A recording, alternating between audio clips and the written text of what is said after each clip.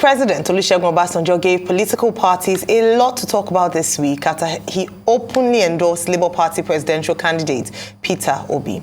The People's Democratic Party are one of the parties that seem disappointed by his latest endorsement of Obi due to the relationship the former president had with the presidential candidate of the party, Atiku Abubakar. However, since Obasanjo's endorsement of Obi became public, the PDP responded saying that the former president's opinion does not reflect the position of the overwhelming majority of Nigerians across the country, because the party's presidential candidate, Atiku Abubakar, is the most acceptable of all the candidates. However, Governor Nyesom Wike of Rivers State has said that the endorsement of Peter Obi over Atiku Abubakar for the 2023 presidential election by Obasanjo calls for worry over the fate of the People's Democratic Party. Joining us on the show this morning to discuss if this endorsement affects the party's chances is Daniel Bwala, spokesperson, Atiku Okowa Presidential Campaign Council, who would also be discussing the pending issue around the G5 governors within the PDP. Welcome to the morning show. Thank you. Good morning. Good morning, Daniel Bwala, and Happy New Year. Well, you've been quoted in the media as saying that President Olusegun Obasanjo endorsing the presidential candidate of the Labour Party is looking for a third term by proxy. How? He's not a candidate in the election, and as a citizen, even if he's an elder statesman, he has a right to express an opinion. He has a right to say this is where he stands in the matter. So how does that translate into seeking a third term by proxy? Well, good morning. Thank you for having me. Ordinarily, I haven't made my position and granted interview. My intention was never to discuss Olusegun Obasanjo, the elder statesman. But since the question has come, it is also imperative that I respond to the question. The premise behind my position is, it stemmed from the very content of the letter and my interpretation of a particular statement in that letter, which when he said that Peter Obi is like a pin with a thread and can always be dragged. I now decided to look at that and look at the history, his checkered history of interventions, engagement, and participation since 2007. And I juxtaposed that with other elder statesmen, former presidents like him. And I came to the realization, because even in 2019, when he endorsed Atiku, I was on the other side. I criticized the premise. The thing repeated itself again. And this is the premise. Disclosure, good faith, is very important in every of your dealings. It is a code in journalism. It's a code in law practice.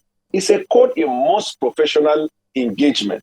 And the reason why disclosure is important is that the idea is, in order for us not to deceive the innocent, either bystanders, viewers, members of the public, or Nigerians, is that once you're able to give a good faith disclosure of the premise from where you're coming from, it gives them that independent thought of making up their mind whether to take it as an objective analysis or position, or that it is based on partisanship or interest or anything. Now, Olusegun Obasanjo, as a former president and elder statesman, is someone I respect very dearly. And I felt that that was wrong is because if you look at the content of the letter, he did not disclose the fact that, one, he is strongly behind the coupling together of the Obi-30 movement. And I know as a person, because 5 months ago, he contacted me and wanted to draft me into the movement. But respectfully, I did not go, because I didn't think that if I left APC because of the same faith ticket and I want to ensure APC does not win, I should join a party that I do not think that has the realistic chance of defeating APC. So I thought that he will, in that letter, say, for the records, I stand with this person, this is my position and all. But the character of the message in the letter is suggestive of this fact that he speaks as an elder statesman who is unbiased, who comes from an objective point of view. So we felt that that is wrong. And it doesn't matter whoever he endorses, even if he were to endorse Atiku today, but fail to disclose the fact that, okay, I support Atiku, so that the reading mind will know, I would take the same objective view, or rather objection to that. That is point number one with regards to it. But Another one is this idea of coming as a prophet of doom. It's okay for you to say, I choose A over B. But when you go to the point of giving the impression that if A is not chosen, these are the likely consequences of that decision, to me, that is very improper. Because when it comes from a statement like him, it can have a ripple effect in the country. All right, thank you, Mr. Bwala. So yesterday we had the spokesperson for the Tinubu Shetima Presidential Campaign Council, Festus Keyamo, and he said that this endorsement, or perhaps a vote for Mr. Peter Obi, is in favor of their presidential candidates, because then it means that your party is losing out on that. I'd like you to respond to that in terms of the fact that the popularity, or the increasing popularity of the Labour Party candidate is a disadvantage to your party and to your candidate. And also side by side that beyond former President Olusegun Obasanjo's endorsement is the endorsement of your PDP, one of your PDP governors, Governor Samuel Ortom of Benue State, who said that, in fact, he wouldn't have minded going around the nation campaigning for Mr. Peter Obi. I'd like to hear your view on this.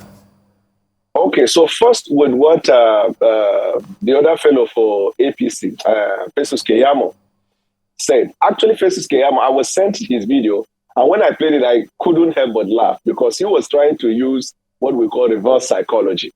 And in fact, it even what he was trying to do found its way in the topic for the YouTube video that was uploaded by Arise News. And this is his position, that Peter Obi is the main reason why Tinubu will win.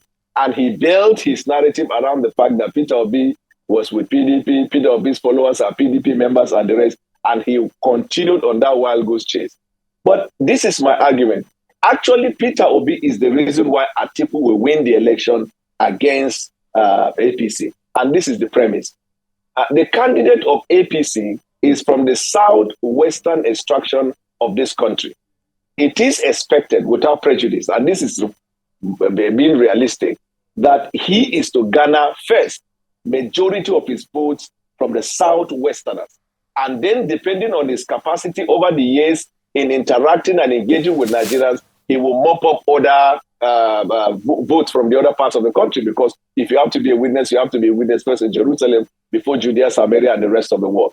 But now, I am a pastor of a Pentecostal church, and the founder of my church is from the southwest. The second in command is from the southwest, who called me personally and told me that then I was in APC, if I continue on that, the same fate ticket will mean that they are going to massively turn away from Tinubu. I discussed that while I was in APC with one of the key people. And this is what is happening over the years. Majority of the votes of Peter Obi are coming from the Christian demographic. It's a fact. That is why Peter Obi jumps from one church to the other. The church that is pro, the church that is against, in every Christian gathering, trying to mop up the sentimental vote that is coming from there. In Nigeria today, 80% of the founders of Pentecostal churches in Nigeria are from the southwest, and they are also leaders in some of the Orthodox churches, in fact, major Orthodox churches in Nigeria. If these people toe on the path of either Atiku or Peter Obi, the biggest loser is the candidate of All Progressives Congress, who comes from the southwest extraction. And this argument I'm saying is what I have personally engaged with a lot of religious leaders, and I heard the majority of which are from the southwestern extraction. That is case number one. Case number two, Peter Obi's movement has attracted certain consideration from some quarters in Nigeria that tend to inflame another quarter. So, for example, those who keep advising him to go from one church to another fail to realize that when you are canvassing to become a national leader, you must not be seen taking a position with a particular faith or particular group, because it will inflame the other group. So word in the street is the majority of the APC supporters who come from the northern extraction see that, and I'm not saying that's my position, but they see that as a calculated religious agenda. And because of that, they are all trooping to vote for Atiku. And then you can see other consideration that an interpretation that people will give to it. If you want to factor his argument, you must also bring this argument and put them on the evidence of weight. And I think that our argument is working because This Day newspaper came up with a projection, which so far has not been controverted, that PDP is in a pole position because of their findings. And although we disagree with some points in This Day, but largely we believe because their projections were based on reality rather than scientific 419 that we're seeing in some of the online polls. Okay. My very good friend and brother, Daniel Bwala, politics. I'm ready for you. You say you're ready. Politics. Arguments. That should be a line from our husband has gone mad again. Yeah. Olaruchime. Politics. Bomi ayelo biojo. Politics. That's from Olaruchime. Arguments and counter-arguments could in our favor. Now the polls favor you. It's a good poll. If it doesn't, it's otherwise. I know. I can prove it to you. I can prove to you. Daniel, it's you now. It's fine. Don't worry. No. Let me. You don't need to prove it. Let me ask my question. You don't need to prove it to me. Okay, go ahead. Just rest. Yeah, in 2015, Olusegun Obasanjo endorsed the APC. President Muhammadu Buhari wrote this same letter. Most of you people in the APC called him elder statesman that time. In 2019, he did the same for the PDP. Most people in the PDP called him elder statesman that time. Oh, it was the best thing. But now, all of a sudden, it's labor, it doesn't favor the APC, the PDP. After all of you went visiting him, he has committed the gravest crime on earth. He doesn't have the interest of the country at heart and all of that. My question here is this not all the sour grapes of politics again, rather than introspecting and looking at the problems he highlighted on ground? And you also make the argument, yes, that all of this will favor your candidates. Because, yeah, Peter Obi is tilting towards the Christian crowd. A lot of people are saying Atiku Abubakar should balance it out. I put it to you, are you not playing that same religious politics that is dividing the country? Because you just fan the embers of this. I'm sure Peter Obi has met with Muslim leaders. But you just put in that position as a word on the streets and as a subtle political argument is just fanning that embers of discord, which a lot of people say we should look beyond. What are your two takes? So let me start with the second one and go to the first one. This, your second point, is not a question.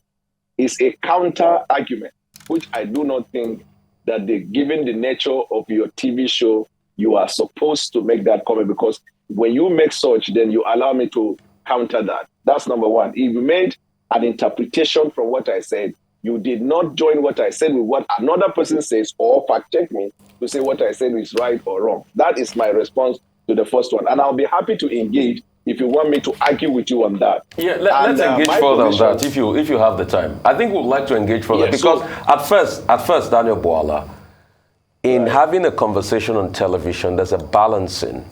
And the grand scheme of putting a religious slant to it is to be able to nucleate people based on that. Because, and I'm going to fact check you, go and check. There are instances where Peter Obi has met with Muslim leaders. So your argument that is going from one church to another was not balanced empirically. And you can fact check me on that. I am sure that since the start of this campaign, there will be times you will have met with Muslim leaders. Not necessarily. So this is where you're exposing, in my view, your biases, because as a journalist, if you say you are sure Peter Obi has said it and you cannot state it because you are in a pole position based on your experience to bring facts and not conjecture. You are sure Peter Obi has met with Muslims, it's a conjecture unless you can say on this day or in this event, which must be in public sphere. In my own argument, Peter Obi has gone to my church in Shiloh. Peter Obi has gone to Holy Ghost Convention. Peter Obi has gone to Mountain of Fire. These are facts that are verifiable, that have gone round, and people have seen it. Where is the premise you're coming from? Peter Obi's engagement with religious. Let me finish, please. Okay, finish. Because let me finish. Where is your premise on that? That's number one. And number two, the lady there, the beautiful lady, I must say, ask me the question regarding... She's married, please. She's married, please. Stop admiring another man's wife. It doesn't take away her beauty. She's married. It doesn't take away the beauty. So what I'm saying is that she asked me that the spokesperson for APC was on this show where he gave his own narrative to suggest that Peter Obi is a damage to us and a plus to them. Then I now said it's a reverse psychology because Peter Obi is actually a damage to them and a plus to us. And I gave the premise. The premise I gave, how is that inflaming religious sentiment? How is that instilling religious problem? Have you ever seen me in any religious gathering promoting, even when my church had a program earlier in the year on political issue where to canvass, the church made it clear that we are not taking a position with any political party. People speak on the basis of qualities and conviction. That is where I stand. The idea that people jump from one church to the other, let me see whether next year he's going to come to Shiloh. And that is the same thing he did as a governor in Anambra. He used the divide and rule strategy. It is his characteristic, where he divided the Catholics with the Anglican and made the Catholics seem like they are number one citizen and Anglican number two citizen. No, Dr. Abati, I have a quick response to Daniel Bwala. Okay. You can go and check, and like I said, I fact-check you. I won't check. Hang on a minute. Daniel, chill now. I fact-check you. On the 17th of October, Peter Obi went to visit Muslim cleric Sheikh Gumi. It's out there in public glare. That's the fact you needed. Daniel Bwala, my very good friend. So you just mentioned one, but Peter Obi has been to more than 9 Christian religious leaders. Can we move away from this? I'll go on to something else. Okay, because it's not an argument. We're just having a conversation with you. Now, let me ask you, this is your matter with Kasim Afegbua, who is a spokesperson for the All Progressives Congress. Now, he challenged you to prove the point you made that there are 11 APC governors supporting your presidential candidate and 35 senators supporting your presidential candidate, Waziri Atiku Abubakar. And then you turned around, you said Kasim Afegbua is a mercenary, and that his position is far beneath yours. And then I think he also responded to you. He says you are a quack spokesperson. But can you address the substance of that altercation between the two of you? Are there APC governors that are supporting the PDP presidential candidate and APC senators that are supporting the PDP presidential candidate? And to what advantage for you to have brought it up? Yes, actually, you mixed the sequence of the facts. Okay. I was shown a report given by him by a journalist to react to it that he said 3 governors of the All Progressives Congress met with Atiku in Dubai. I was confronted with that to respond. And then in my reply, which is in the media space, I said that is false. There is no 3 governors that visited Atiku in Dubai. But I can authoritatively tell I was telling the journalist, I can authoritatively tell you, as at first week of December, we have 11 governors of the All Progressives Congress and 35 or 37 senators and 15 House of Rep members that are already working for us. Then Kasim Afegbua now replied and insulted me. And then in my reply, I now said, oh no, in the first one, when they said, this is what he said, that in the same article, he insulted me. Then I now say, look, I am not going to engage with him because he's a mercenary that is used for what we call nuisance value. Otherwise, having come out of PDP as a spokesman, ordinarily, if they consider him, they would have made him a spokesman. And I stopped there. Then he now replied, calling me Rottweilers and the rest. And by the time the journalist came back to me, I now told the journalist, look, as a lawyer, I'm a journalist. And I know this thing is good for your reportage. But the thing is that Kasim Afegbua is not a spokesman in the campaign. I'll be denigrating my campaign to be responding to somebody who is not a spokesman. But when they make him a spokesman, I will have time for him. But at the moment, I am busy. What is the big deal about that? Now, with respect to the governors, I think even my son, who is about 4 years, in his foolishness, cannot come on air to be mentioning the names of people who are assets to you on the other side. Even in international intelligence and everything, can you imagine you are talking about your agents in foreign countries? It's not possible. But I will tell you the effect, because if you take something that is cause and effect, I'll tell you the effect of the support that they are giving us. In virtually most of the campaigns that APC have had in the North Central and in the Northwest, the crowd were gathered by them. But each time they chanted Nigeria, you will hear a rancorous response, say Atiku. Now, the question to ask is, did they bring the people to chant for Atiku? Number two, it is not people from one side. It is from the entire crowd. You hear that response. To the point now, because we made a case out of it and said that even the people who go for them, they support the local governors, but on presidential, they took a position for Atiku. So what they did was, in Kano yesterday, they refused to chant Nigeria. So this is the premise on which I can tell you the effect of what we are already gaining, but I can never put the identity of the people. I will not even give you the indication that will link to them. But you are seeing it. If you ask APC, they will tell you these facts that are not deniable, Mr. Abati, that number one, their campaign at the moment is having a deep problem. There is a distrust between three sets of people: the party, the governors, and the people they consider the cabal of the candidate. Non-supply of funding for the work, he not trusting them. Even when they came to London to meet with the G5 that you call, they did not succeed in the meeting.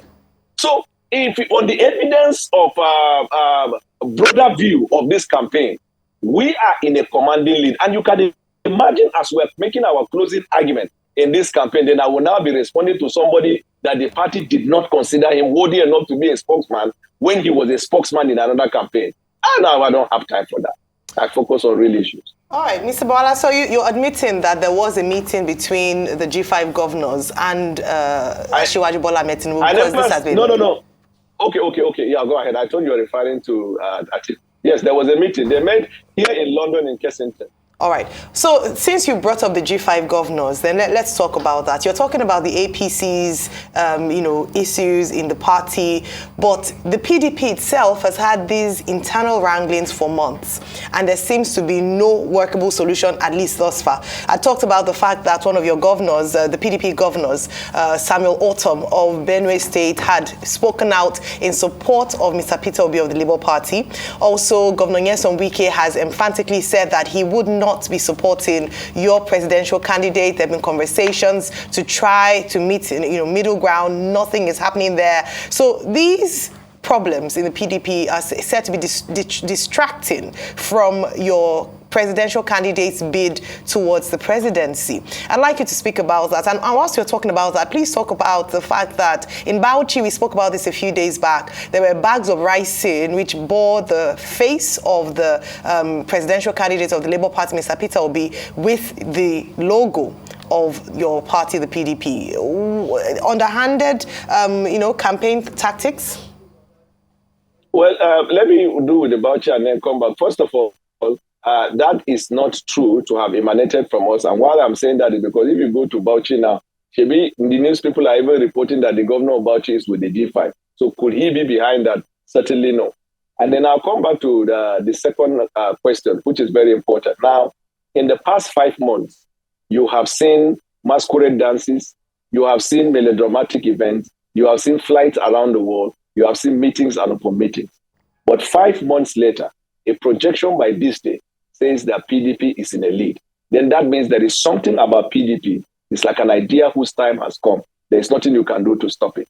Now, one of the reasons why, in fact, the meeting in London didn't pull through was that the demand, allegedly, the demands that the G5 came with could not be accommodated given the fact that the damage they thought they were capable of doing has not happened. After 5 months, Atiku Okoya will still be considered as leading.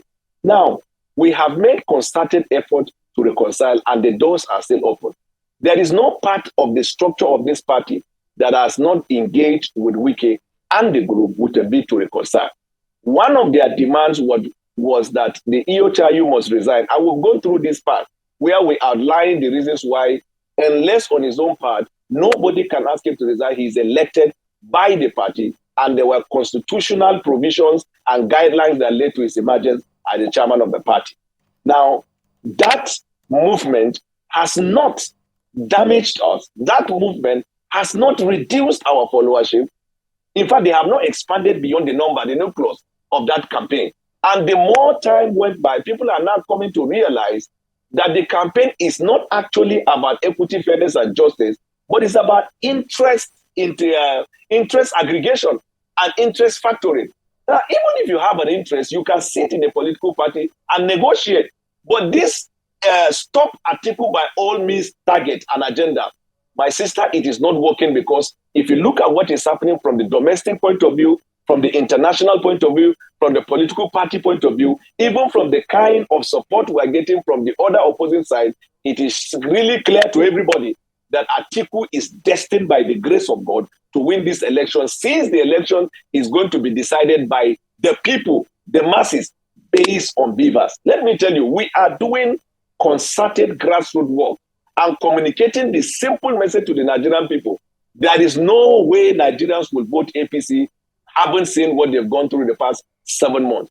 There is no way Nigerians should consider voting Peter Obi, because he does not have the acumen and the wherewithal to govern a nation at a time of crisis like this. Even when Baba Obasanjo released the letter, those attributes that he gave TVCF or something like that, and by the way, TVC is a television house of Asiwaju. Now, even when he gave those criteria, we followed on those issues.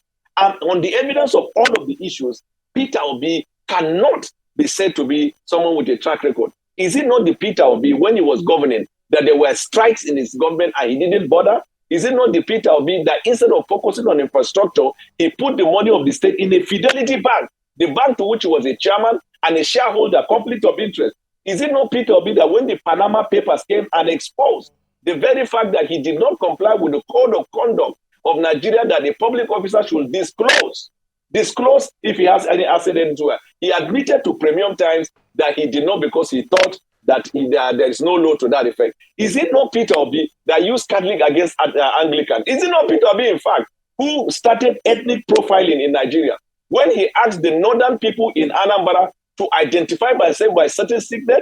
No governor in this country, in their wildest imagination, have done ethnic profiling. Is it not Peter Obi who failed to conduct local government elections and misappropriated the funding that is made for that? So where is the track record that Obasanjo was talking about? Where is the clear vision? Is it not the consumption to production philosophy is a rhetoric? Okay. He is the very opposite of that. He's one of the leading consumers, consumption economic driven business that he does in Nigeria.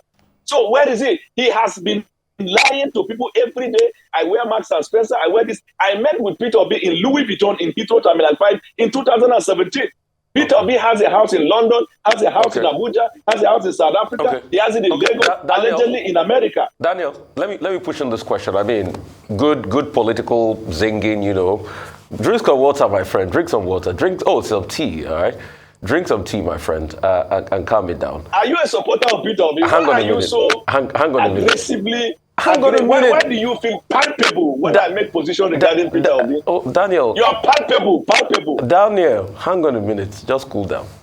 So my last question for you is this: a lot of Nigerians are asking. It's a good thing, you know. You left the APC. Who of the Nigerians? Hang on a minute. Let me tell you the difference between mainstream journalism hang on a minute, and clickbait journalism.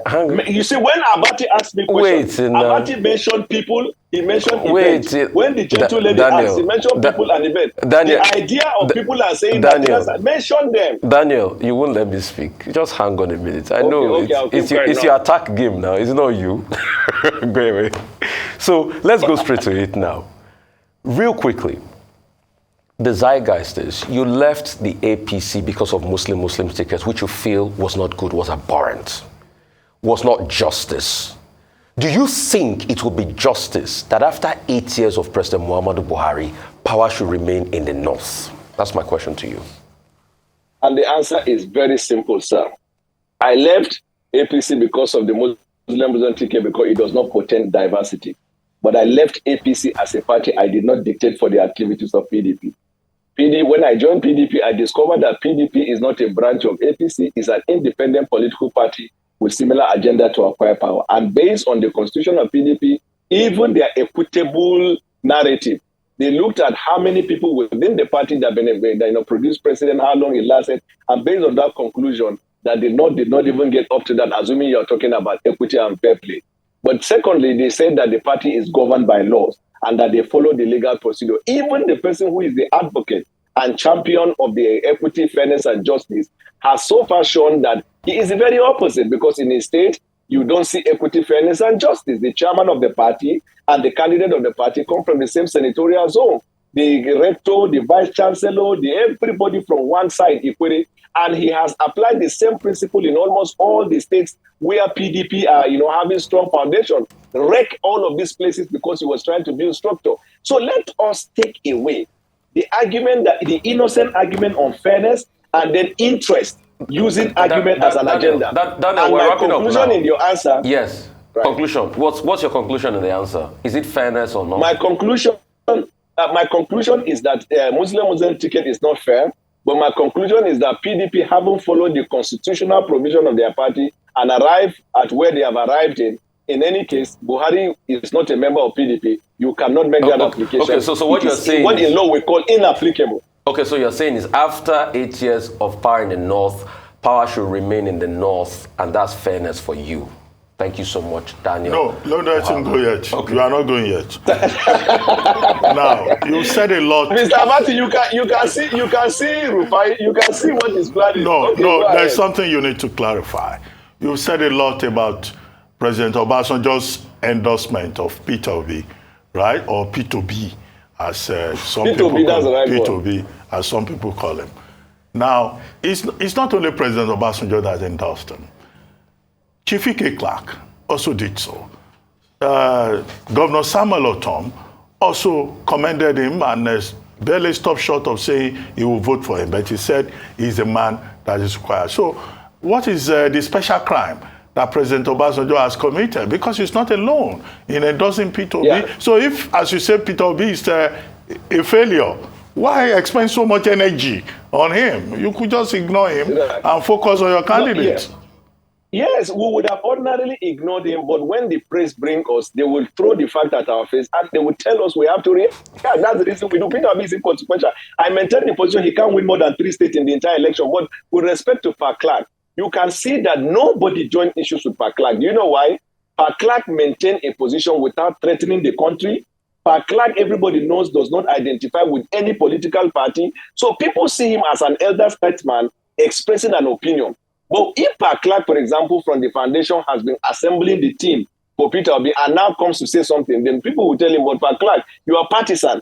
If you want us to take objective analysis, then you have to show that you are not partisan. That is about that one. Now, with respect to the rest of the people, let me tell you, there is even intelligence, Dr. Abati. There are 3 more personalities that are going to endorse Peter Obi. They actually arranged it that at the beginning of the January, they will be making those endorsements to kill the energy. But an idea whose time has come, nothing you can do to stop it. Okay, thank you very much, Daniel Bwala.